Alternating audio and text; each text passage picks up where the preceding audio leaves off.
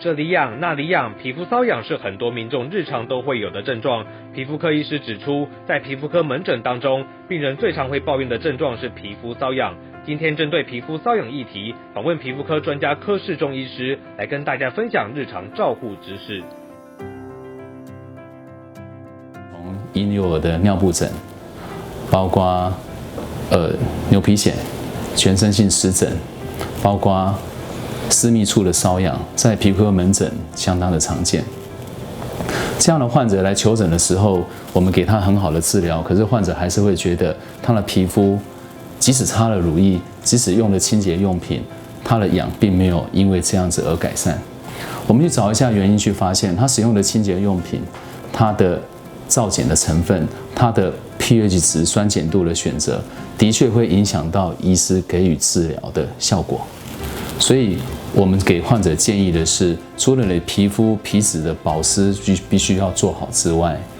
你的产品的选择相当重要，不要破坏到你油脂的成分。许多全身性皮肤瘙痒的患者来求诊的时候，除了我们给他适当的药物以外，我会建议他使用Pantosol，就是松木焦油的这个清洁用品来做配合的治疗。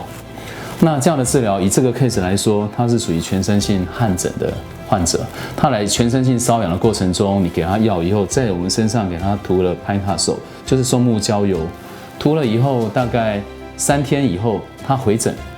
来追踪，大家可以看到他的皮肤得到明显的改善。那我们再看下一张，下一张就是我们很典型的脂漏性皮肤炎。如果另外包括干癣的 case， 它也可能头皮会产生发炎瘙痒的症状。这个时候你给他涂松木焦油，每天涂抹，在2到3分钟后再去把它洗掉。大家可以看到，不到1个礼拜的时间，它脂漏性皮肤炎、干癣的这种疾病的症状也可以得到明显的缓解。所以基本上我会使用松木焦油来作为全身性皮肤瘙痒的慢性疾病的一个辅助的治疗。那这张也可以看得到，经过3到5天的回诊以后，可以看到全身性荨麻疹的瘙痒的程度也可以得到一定程度的减少。所以我会建议使用治疗的过程中，用松木焦油的这个成分的配方来作为辅助的治疗。我们现在来看怎么去改善你皮肤的瘙痒，你事前怎么做好清洁。你在清洁的时候，你先把这个成分Pantosol这个松木焦油的成分先涂在你瘙痒的部位。好比说你这里已经瘙痒一段时间了，好，我们就这样涂到这样的量以后，你就在这个部位再稍微轻轻的涂抹。那这样不要涂太薄，大概涂到就是这样，你的皮肤是被这个松木焦油的成分覆盖着。好，那你就等待2、3分钟。